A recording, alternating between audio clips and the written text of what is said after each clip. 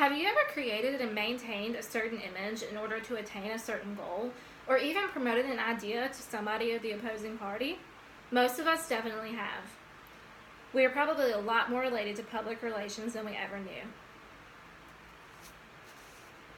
According to the Public Relations Society of America, public relations is defined as the strategic communication process that builds mutually beneficial relationships between organizations and their publics.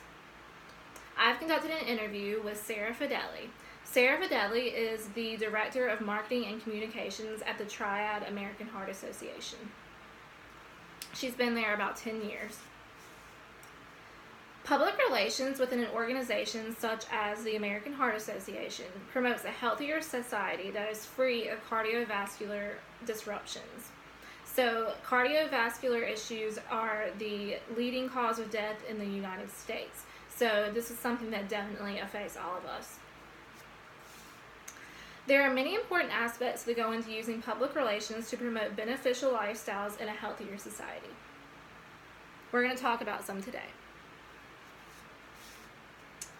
I'm going to address the importance of understanding your targeted audience, coordinating events in order to create the most mutually beneficial relationship possible, and the rewarding aspects of public relations if all of this is done right.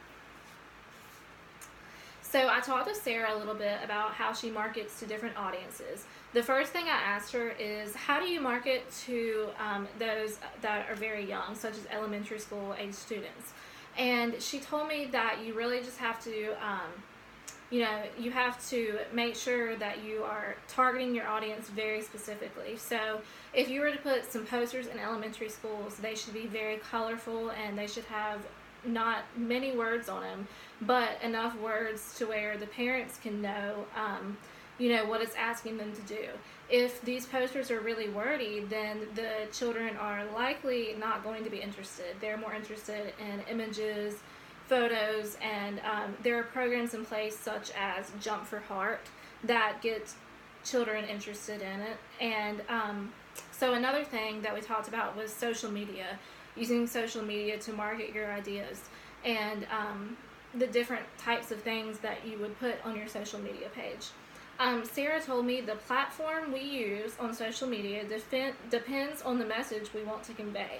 Logic, facts, feelings, or personal stories. So an example of something that they might put on their Facebook, Instagram, or Twitter, those are the three local platforms that they use, are survivor stories. So this obviously engages more into your emotional feel rather than your logical feel. So if they were trying to go for logic, they might post a statistic that the American Heart Association, the National American Heart Association, shared. So after we understand the importance of our targeted audience, we can begin to cultivate events that create the most mutually beneficial relationships. So I asked Sarah what was one of her favorite events and why, and she told me, I think one of my favorite events is the Red Dress Tea in Winston-Salem.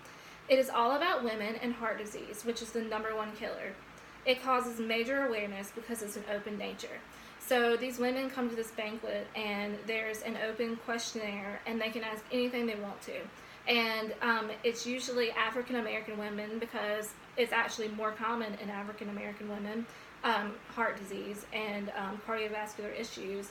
And these women go back to, their churches, their workplace, and they share the information they learned, which creates a big awareness that may not have been there before.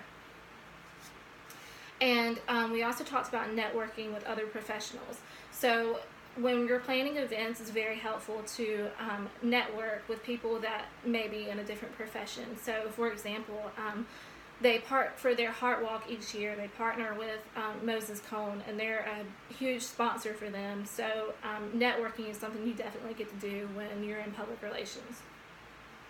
So when marketing is done right through targeting your audience and cultivating events that they would be interested in and using those tactics, it can be very rewarding.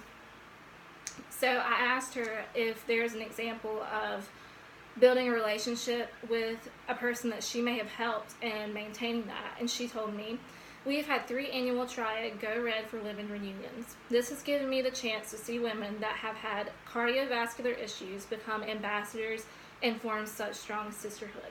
So each day she gets to see her work really come alive, and she can see that she makes a difference. And as far as lifestyle changes for her, she said that she's changed her lifestyle for her family. She looked into her genetic makeup, and she realized that cardiovascular issues do run in her family. So she's been really promoting a healthy lifestyle to her children. So public relations involves a variety of approaches in order to maintain and create a lasting, mutually beneficial relationship between the organization and the public. When using public relations to attain a beneficial goal for targeted publics, it's important to understand the audience by seeking to figure out what they want to see, because if you don't do this, then there's no possible way that you're going to get their attention and keep it. After you understand this, you can cultivate events that they'd be interested in, that will cause that awareness and cause your topic to be talked about. And usually when you do this, there are a lot of rewarding aspects. Thank you.